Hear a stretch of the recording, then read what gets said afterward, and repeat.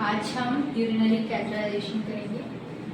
सबसे पहले हम सब चीज़ें प्रिपेयर करेंगे कि जो जो हमें इस चीज़ में चाहिए इस प्रोसीजर में। जैसे कि हमारे पास ये नॉर्मल सलाइन सॉल्यूशन है, हमने निकाल के रखा है, और ये बीटाडीन का सॉल्यूशन है 10%, और ये एक सिरिंज, ये kidney tray for the disposal, और ये है हमारा फोलिस कैथेटर जिसको हम इंसर्ट करेंगे यूरिनरी ब्लैडर के अंदर, और ये कुछ कॉटन पैड और ये ड्रेप, क्योंकि पेशेंट की प्राइवेसी मेंटेन करना हमारी फर्स्ट प्रायोरिटी है। सबसे पहले हम पेशेंट को ड्रेप कर देंगे और फिर पेशेंट की प्राइवेसी मेंटेन करेंगे। सिर्फ हम अपने प्रोसीजर साइड को ओपन रखेंगे, बाकी पेशेंट को पूरा देंगे।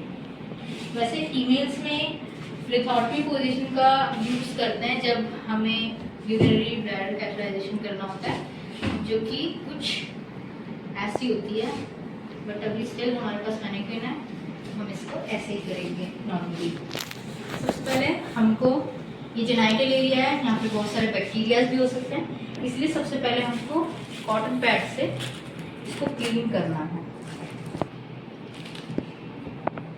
किससे करूँ?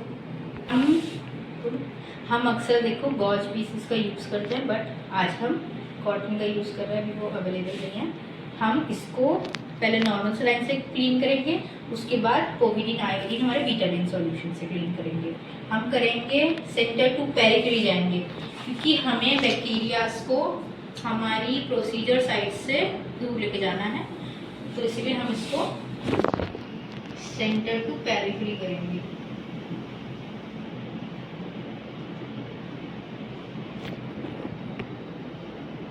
कॉटन पैड को इसको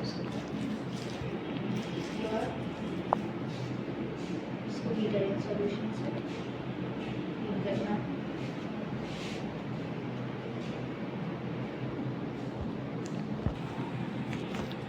हमको इसको क्लीन तो करना है, बट इसको हमको अपवर्ड टू डाउनवर्ड डायरेक्शन में क्लीन करना है, और यहाँ पर सेंट्रल एरिया में ज़्यादा इनका सॉल्यूशंस का यूज़ नहीं करना है, क्योंकि बहुत ज़्यादा सेंसिटिव एरिया होता है। इसको क्लीन करने के बाद हम इसको 2 to 3 टाइम बीटाडीन सॉल्यूशन से, उसके बाद नॉर्मल सलाइन से क्लीन करते रहेंगे। अब हमने देखो क्लीन कर लिया सब एरिया। उसके बाद अब हम अपने कैथेटर को रेडी करेंगे। इसको ये स्टेराइल होता ही है, बट इसको हम क्या करेंगे, हम अपने लुब्रिकेशन एजेंट से, जैसे कि अक्सर हम कर लेते हैं लिग्नोकेन जेल से, इसको हम पूरा लुब्रिकेट करेंगे। इसके बाद अब हम क्या करेंगे, कैथेटर को इंसर्ट करेंगे। वो कैसे करना है? सर्कुलर मोशन में करना है, जैसे कि ये डाला और ये सर्कुलर मोशन में अंदर जाना चाहिए,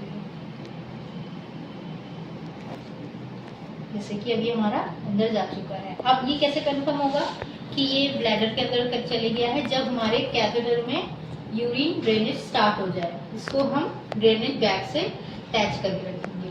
जैसे ही हमको यूरिन दिखने लग जाएगा, तो वैसे ही मतलब हमारी जो इंसर्जन है हमने ठीक किया है। हमने कैथेटर को तो इंसर्ट कर दिया है। अब इसके बाद हम इस 10 ml सिरिंज को इससे भरेंगे।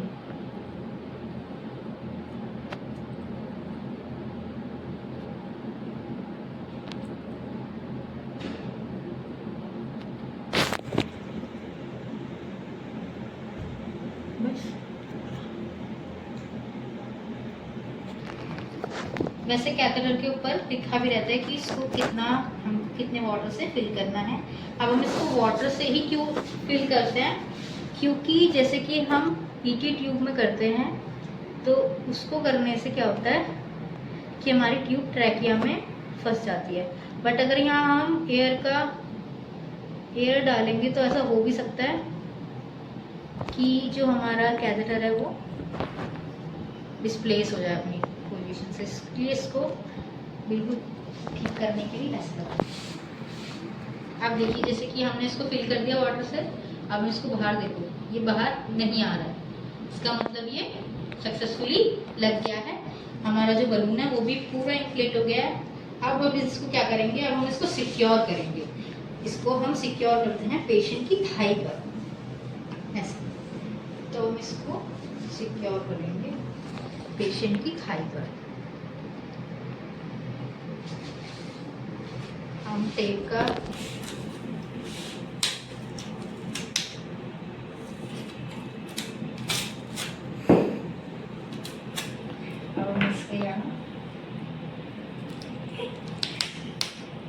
सिक्योर ये हमने इसलिए अलग लगाया है क्योंकि फिर यहाँ से हमको ड्रेनेज बैग भी कनेक्ट करना है, इसलिए इसको ऐसे थाई पे सिक्योर कर दें ताकि ये अपना डिस्प्लेस ना हो। अब ये यूरिनरी कैथेटराइजेशन प्रोसीजर हमारा कंप्लीट हो गया। Now it's done.